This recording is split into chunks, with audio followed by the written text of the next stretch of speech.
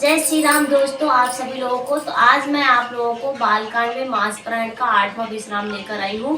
तो आप लोग जरूर सुने। और जो यहाँ की कहानी है बहुत ही प्यारी है। यहाँ पर श्री रामचंद्र जी और जनक जी के यहाँ और उनके साथ विश्वामित्र जी को, मतलब जनक जी ने कार्ड भेजा था। तो विश्वामित्र जी के यहाँ श्री रामचंद्र जी और लक्ष्मण जी थे, तो उन दोनों को साथ में ले गए थे। और वहाँ पर सीता जी के विवाह के लिए धनुष यज्ञ हो रहा है। तो वही की कहानी है, आप लोग जरूर पूरा सुने। तो आगे पढ़ती हूँ। एक बात और, यदि आप लोग नए हैं तो चैनल को जरूर सब्सक्राइब करिएगा तथा चैनल पर जाकर पिछली वीडियो जरूर देखिएगा, क्योंकि मैं आप लोगों को पूरी रामायण पढ़कर सुनाऊंगी। तो आप लोग जरूर पूरा देखिए।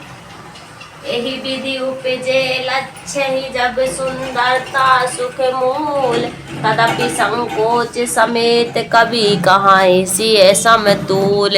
इस प्रकार का संयोग होने से जब सुंदरता और सुख की मूल लक्ष्मी उत्पन्न हो तो भी कभी लोग उसे संकोच के साथ सीता के समान कहेंगे।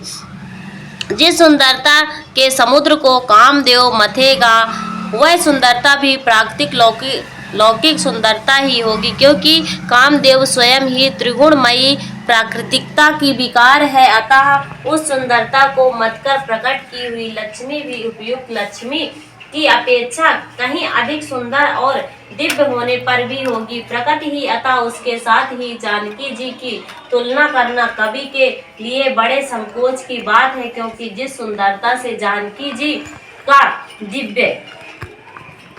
परम दिव्य विग्रह बना है, वह सुंदरता उपयुक्त सुंदरता से भिन्न प्राकृतिक है। वस्तुतः लक्ष्मी जी का अप्राकृतिक रूप भी यही है। यह कामदेव के मतने से नहीं आ सकती और जानकी जी का स्वरूप ही है, अतः उन्हें भिन्न नहीं और उपमा दी जाती है भिन्न वस्तु के साथ।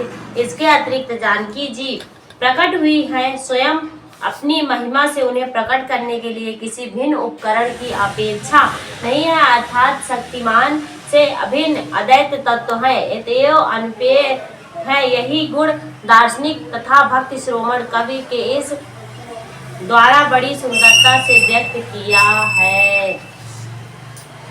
चली संग लय सखी सयानी, गावत गीत मनोहर बानी। सोह नवल तनु सुंदर सारी, जगत जननी अतुलित छवि भारी। राम सिया राम जय जय राम। राम सिया राम जय जय राम। सयानी सखिया सीता जी को साथ लेकर मनोहर वाणी से गीत गाती हुई चली। सीता जी के नवल शरीर पर सुंदर साड़ी सुशोभित है। जनक जी की महान छवि अतुलनीय है। भूषण सकल सुदेश सुहाए, अंगे अंगे रचि सखाही बनाए। रंग भूमि जब सिए पगुधारी, देखी रूप मोरे नर नारी। राम सिया राम जय जय राम। राम सिया राम जय जय राम।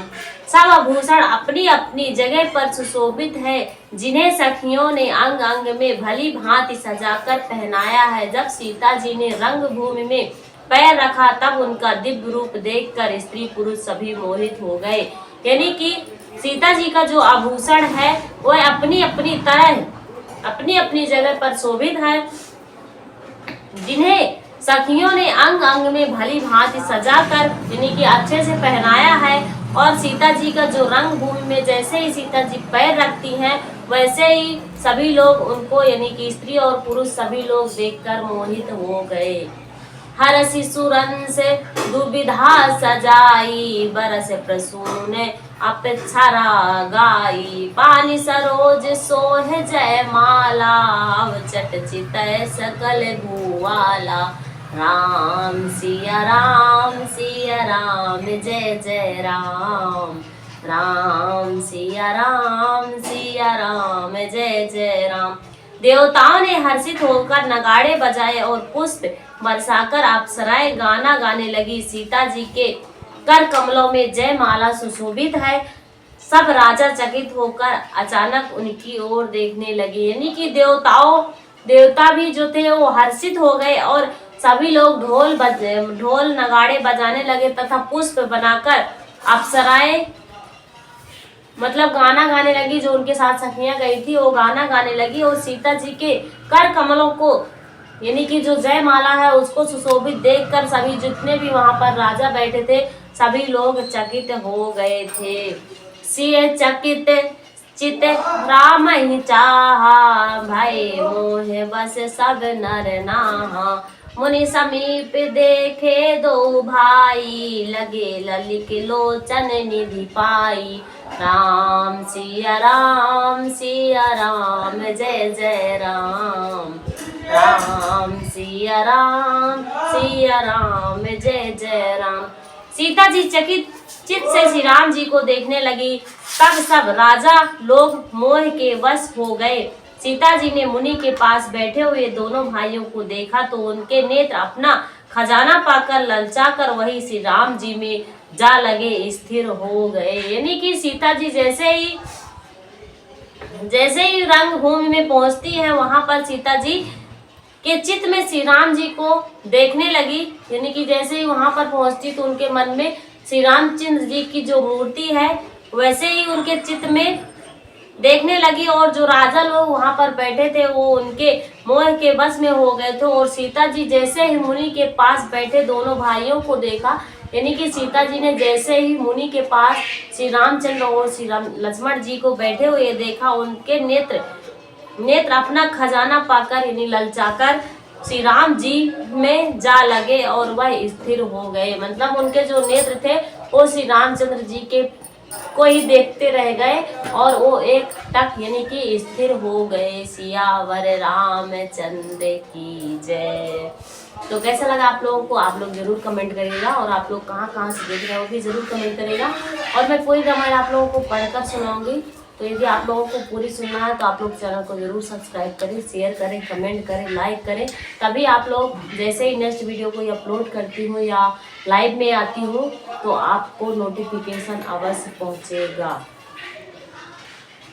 तो आप लोग चैनल पर जाकर पिछली वीडियो भी जरूर देखें, उसमें भी बहुत कुछ सीखने को मिलता है। मैं बालकांड में मास पारायण का पहला विश्राम, दूसरा विश्राम, तीसरा विश्राम, चौथा विश्राम, पांचवा, छठवां, सातवां और कुछ आठवां विश्राम भी चैनल पर पड़ा हुआ है। तो आप लोग वहां पर जाकर जरूर देखें, तभी आप लोगों को समझ में आएगा। और बहुत ही प्यारी कहानी है माता सती जी की, माता पार्वती जी की, शिव शंकर जी की और भी बहुत सारी कहानियां हैं। तो आप लोग यदि वहां सुनेंगे तो आप लोगों को बहुत कुछ सीखने को मिलेगा। और सभी लोगों को रामायण अवश्य पढ़ना चाहिए। खासकर अभी दिवाली आ रही है तो दिवाली के टाइम श्री रामचंद्र जी की कहानी अभी हमारी चल रही है तो बहुत ही प्यारी कहानी है, तो सभी लोगों को सुनना बहुत ही जरूरी है। कहीं ना कहीं यदि आप लोग रामायण पढ़ते हैं तो कुछ ना कुछ सीखने को मिलता है। पर यदि आप लोगों के घर में किसी घर में अवेलेबल नहीं है तो लोग चैनल पर जाकर जरूर देख सकते हैं।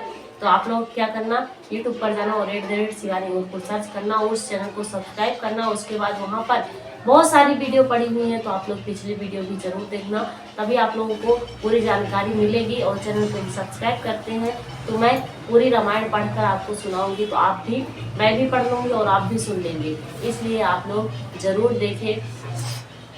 तथा बहुत ही मोटिवेशन की भी वीडियो पड़ी हुई है, बच्चों को संस्कार कैसे देना है, क्या करना है बच्चों को, कैसे क्या मतलब आधुनिक शिक्षा के साथ साथ भी धर्म की शिक्षा कैसे देना है, बहुत सारी जानकारी उसमें पड़ी हुई है चैनल पर। तो आप लोग जाकर जरूर देखें। तो इस वीडियो में इतना ही, तब तक के लिए आप सभी लोगों को जय श्री राम।